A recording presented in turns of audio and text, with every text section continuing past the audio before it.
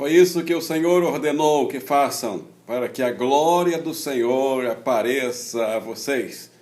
Levítico capítulo 9, verso 6.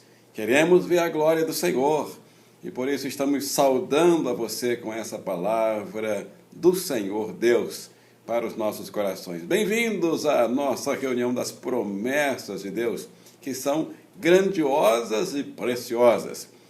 Inscreva-se, compartilhe o link. Obrigado a você que se inscreveu. Nós estamos muito felizes. Passamos aí de mais uma centena completamos mais uma centena de inscritos. Muito obrigado a você. Deus continue abençoando. Essa obra não é nossa, não é para nós.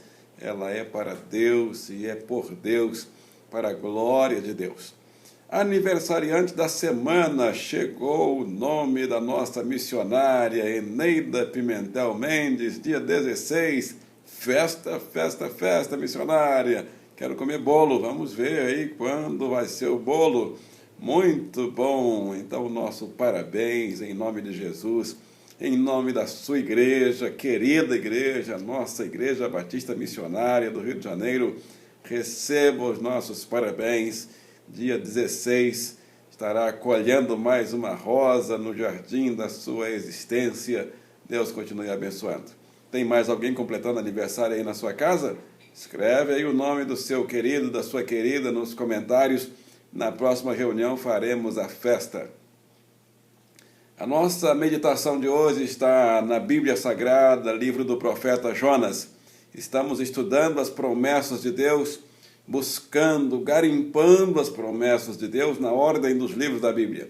Chegamos ao livro do profeta Jonas e nós vamos ler alguns versos do capítulo 1 e pedimos a você que abra sua Bíblia e acompanhe também versos do capítulo 2 e do capítulo 4. Então, vamos lá? Abriu a Bíblia, livro do profeta Jonas, capítulo 1. Vamos começar no verso número 4. Diz assim a palavra do Senhor. O Senhor, porém, fez soprar um forte vento sobre o mar, e caiu uma tempestade tão violenta que o barco ameaçava arrebentar-se. Verso 9. Ele respondeu: Eu sou hebreu, adorador do Senhor, o Deus dos céus, que fez o mar e a terra. Verso 15. Então pegaram Jonas e o lançaram ao mar enfurecido, e este se aquietou. Jonas 1,17, vamos lá ver o verso 17. Então o Senhor fez com que um grande peixe engolisse Jonas, e ele ficou dentro do peixe 3 dias e 3 noites. Agora pule lá para o capítulo 2, Jonas capítulo 2, verso 10. E o Senhor deu ordens ao peixe, e ele vomitou Jonas em terra firme. Agora pule para o capítulo 4, Jonas capítulo 4, versos 6 e 7 e 8, diz assim. Então o Senhor Deus fez crescer uma planta sobre Jonas, para dar sombra à sua cabeça e livrá-lo do calor. E Jonas ficou muito alegre. Mas na madrugada do dia seguinte, Deus mandou uma lagarta atacar a planta, de modo que ela secou. Ao nascer do sol, Deus trouxe um vento oriental muito quente, e o sol bateu na cabeça de Jonas, a ponto de ele quase desmaiar. Com isso ele desejou morrer e disse: para mim seria melhor morrer do que viver. Jonas capítulo 4, verso 11. Continue aí na sua Bíblia acompanhando. Contudo, Nínive tem mais de 120.000 pessoas que não sabem nem distinguir a mão direita da esquerda, além de muitos rebanhos. Não deveria eu ter pena desta grande cidade? Vamos orar. Senhor Deus e Pai, obrigado por essa palavra. E eu peço ao Espírito Santo do Senhor Deus que, em nome de Jesus, a aplique em minha vida e através da minha vida, na vida dos meus irmãos e irmãs participantes dessa reunião. Amém e amém. Título que escolhemos para esta reunião, para esse texto: Deus promete controlar todas as circunstâncias para cumprir seus propósitos. Eu gosto muito disso. Deus controla tudo, Ele é soberano. E aqui ele promete e ele cumpre, ele controla todas as coisas. Ele controla o vento, ele controla o mar, ele controla os peixes, os grandes peixes, os monstros marinhos, ele controla as plantas, ele controla a mim e a você. Deus promete controlar todas as circunstâncias para cumprir os seus propósitos. Que maravilha! Esse é o meu Deus. Esse é o nosso Deus. Então, o que Deus controlou aqui nesse texto? Um texto que você viu aí várias partes que nós escolhemos, e a propósito, porque mostra exatamente as coisas que Deus controlou para cumprir o propósito dele no tempo do profeta Jonas. Primeira coisa, Deus controlou a natureza para impedir que seu servo desobedecesse. É verdade, Jonas queria desobedecer, mas Deus usou a natureza, Deus controlou a natureza, Deus fez a natureza ficar um tanto quanto diferente, para que o servo dele entendesse que não deveria desobedecer. Jonas capítulo 1, verso 4 diz assim: o Senhor, porém, fez soprar um forte vento sobre o mar, e caiu uma tempestade tão violenta que o barco ameaçava arrebentar-se. E aí Jonas, quando foi perguntado sobre o que ele estava fazendo, porque Jonas era o culpado daquela tempestade, ele disse: eu sou hebreu, adorador do Senhor, o Deus dos céus, que fez o mar e a terra. Quando ele falou que ele era servo de Deus, que fez o mar, e o mar estava furioso, os marinheiros entenderam que eles iam naufragar, porque o Deus dos mares estava furioso com ele, o Deus que criou o mar. E agora, o que fazer? Eles então pegaram Jonas e o lançaram ao mar enfurecido. E o mar se aquietou. Olha como o nosso Deus controla a natureza para cumprir o propósito dele em minha vida e também na sua vida, na vida de Jonas. Esse é o nosso Deus. Ele dá todo um jeito especial para nos convencer, para nos persuadir a obedecer a ele, porque senão nós vamos desobedecer sempre. Mas ele nos convence de uma certa forma até um tanto quanto forçada, engraçada, porque olha o que aconteceu, para que o propósito dele se cumprisse em nossa vida. Mas isso mostra que Deus é soberano sobre a minha vida, sobre a sua vida, sobre a natureza, sobre o vento, sobre o mar. Ele é o Deus dos mares, ele é o Deus dos ares, ele é o Deus de toda a terra. Jonas 1,17 diz: então o Senhor Deus fez com que um grande peixe engolisse Jonas. Deus controla até os monstros marinhos. Um grande peixe engoliu Jonas. E ele ficou dentro do peixe 3 dias e 3 noites. Esse é o nosso Deus. Alguém pode dizer assim: é impossível. Os cientistas ficam questionando a possibilidade de um homem sobreviver dentro de um grande peixe. Alguém questionou que a garganta de um peixe não passa um ser humano sem que esse seja ferido gravemente, o estômago de um peixe. Mas isso tudo para o nosso Deus não é difícil da gente entender. Não é difícil de nós entender, porque o nosso Deus é soberano. Ele criou o grande monstro marinho que engoliu Jonas. E olha o que ele vai fazer. Em segundo lugar, Deus adestrou o monstro marinho para colocar seu servo no centro da sua vontade. Esse é o meu Deus. Deus é domador de monstro marinho. Aquele grande peixe pode ser comparado a um monstro marinho. E Deus agora, ele doma esse monstro marinho. E faz com que esse grande peixe vomite Jonas em terra firme. Isso está no capítulo 2, verso 10 de Jonas. E o Senhor deu ordem ao peixe. Olha como o Senhor manda.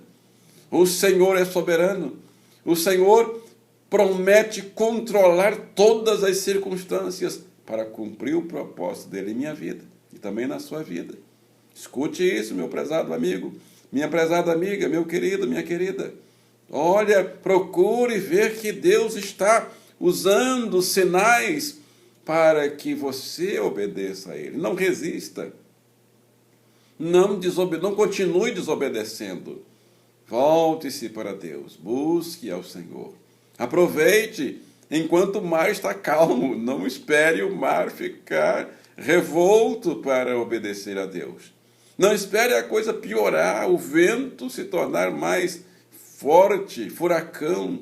Aproveite que o vento está calmo e obedeça ao Senhor. Mas mesmo que precise de uma tempestade, o Senhor vai usar para que nós obedeçamos ao Senhor. Vai usar o que Ele quiser.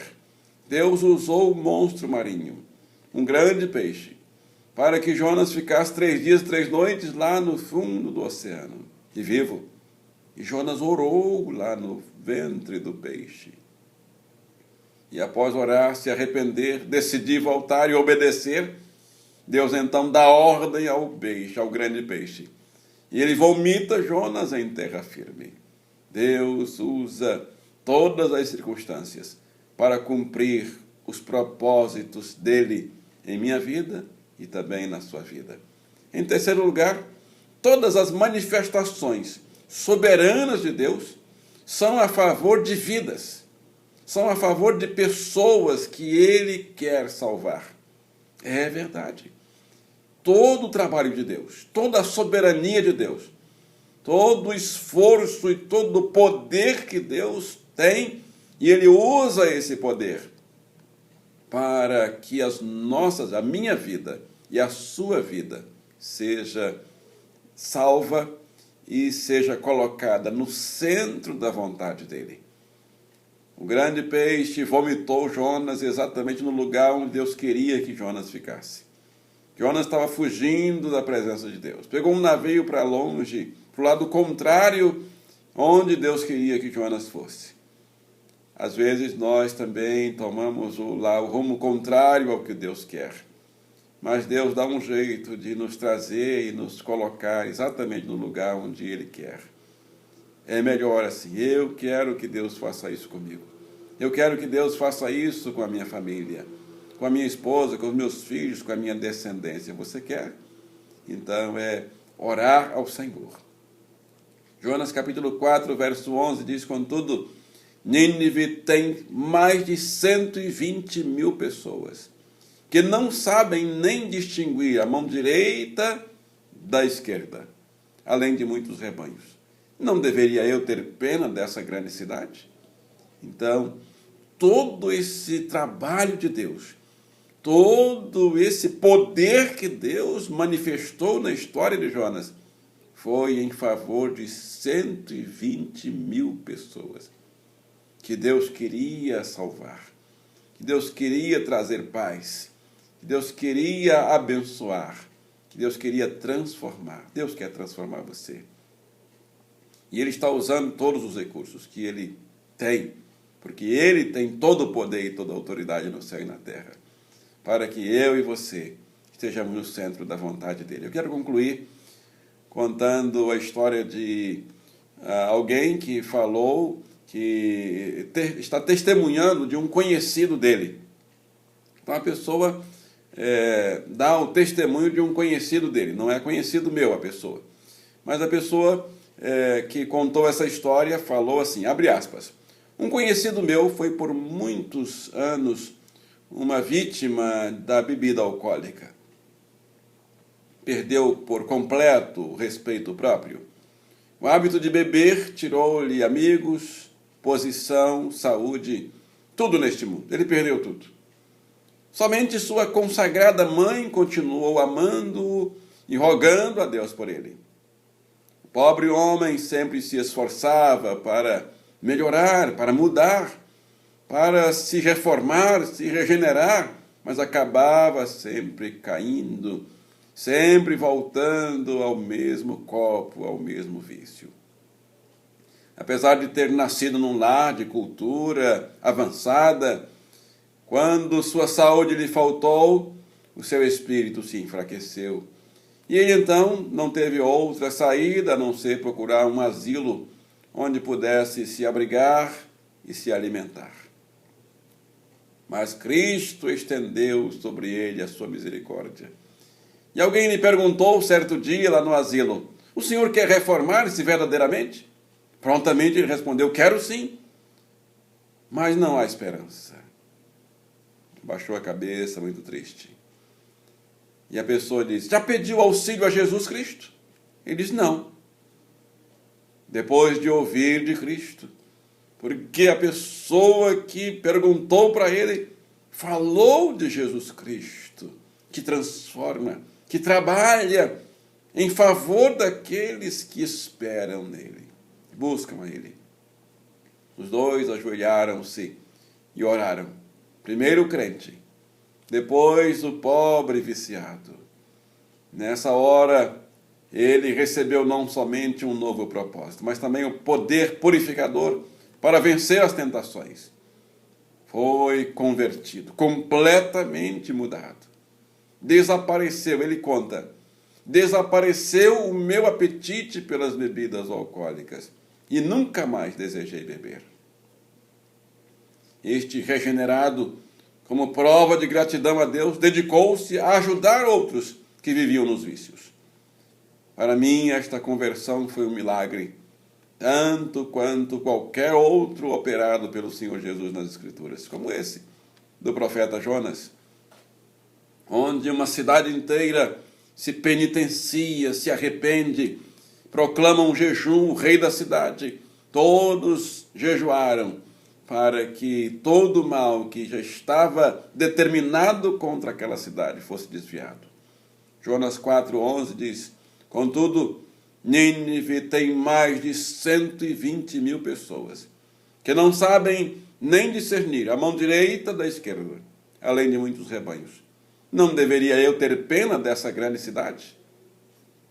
Daqui a pouco nós vamos orar. Eu convido você para que ore comigo, dizendo sim ao apelo desta reunião, para que você aceite o trabalho de Deus. Aceite o poder que Deus está operando para que você volte para Ele. Para que você saia do caminho contrário para o caminho favorável ao caminho dele. Mas antes eu peço a você que pare tudo o que está fazendo. Se puder parar, pare. Sempre na hora da oração, mesmo através de um vídeo gravado, eu paro tudo e aproveito esse momento da oração, porque pode ser o momento do divisor de águas. Este senhor que orou naquele momento mudou a vida dele. Dividiram as águas. Antes, ele vivia dominado pelo vício. Após aquela oração, nunca mais, diz aí, ele mesmo conta, nunca mais ele teve desejo pela bebida alcoólica. Desapareceu o meu apetite pela bebida alcoólica. Ele mesmo dá o testemunho. Então, dá tempo também mandar o link dessa reunião para alguém, seu querido, sua querida, isso, mande o link. Clique aí no sininho, no joinha. Agradecemos a você. Vamos orar? Senhor, nosso Deus, nosso Pai, Criador dos céus e da terra. O Senhor é o Criador da igreja, e a igreja do Senhor nesse momento está aberta através dessa mensagem, através dessa reunião, levando a mensagem viva, a mensagem santa, as promessas do Senhor através do testemunho, do texto do profeta Jonas. E nós queremos dizer sim ao apelo desta reunião. Aceitamos todo o seu trabalho, todo o poder que o Senhor está manifestando na natureza e na terra para que eu e meu irmão, minha irmã, que está participando dessa reunião, voltemos mais para perto do Senhor. Corramos mais rapidamente para a presença do Senhor. Saiamos dos caminhos, dos descaminhos, da desobediência e voltemos para o Senhor. Em jejum, em oração, como o povo de Nínive. E assim haverá a salvação. Todo o trabalho de Deus vai ser aproveitado, porque Deus trabalha para que vidas se convertam a Ele e se voltem para Ele.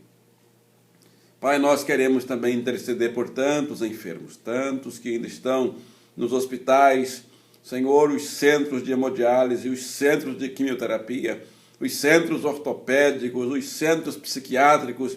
Senhor, vai entrando em todos os centros de tratamento físico, mental, emocional, mas também, Senhor, espiritualmente. Vai realizando os seus milagres na vida de cada irmão e irmã que está agora participando dessa reunião.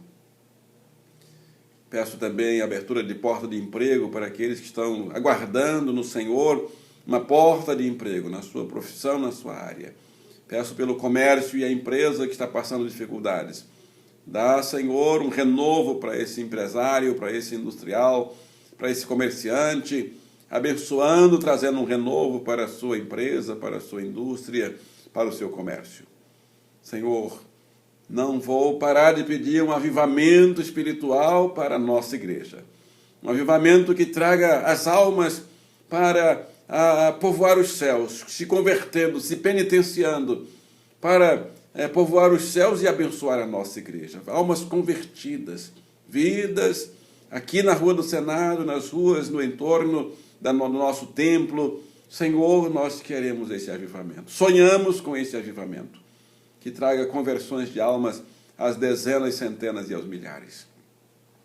Nós pedimos essas bênçãos a Deus o Pai, na virtude do Espírito Santo, no nome de poder e autoridade. No nome de nosso Salvador e Senhor Jesus Cristo oramos, e todos digam amém e amém. Estamos chegando ao final da nossa reunião das promessas nesta semana. Obrigado a você que está participando. Convidamos você para participar das reuniões da nossa igreja, ou online, ou presenciais, às quintas-feiras, 19 horas. Estamos reunidos, Rua do Senado 324, domingos, 9h30 da manhã, Rua do Senado 324, Escola Bíblica. E à noite, 18 horas. Começa mais cedo, termina mais cedo também. Dá tempo para você ter todo o cuidado com a sua família e participar do alimento espiritual em nossa igreja, aqui no coração da cidade, no centro da cidade do Rio de Janeiro. É onde está a nossa igreja, é a sua igreja também. Não saia daí que tem uma bênção para você. A bênção está em Jonas, capítulo 4, verso 2. Então receba esta bênção, abra seu coração. Tu és Deus misericordioso e compassivo, muito paciente, cheio de amor. Então, Deus, derrama sua misericórdia, sua compaixão, sua paciência e seu amor sobre todos nós. Abre a minha vida, a minha casa, a vida do meu irmão, da minha irmã, participante dessa reunião, e a sua casa, sua família, seus filhos, toda a sua descendência, a nossa descendência. Oramos a Deus o Pai, no nome de Jesus. E todos digam amém e amém. Um abraço e até a nossa próxima reunião. Que o Senhor te abençoe e te guarde. Amém.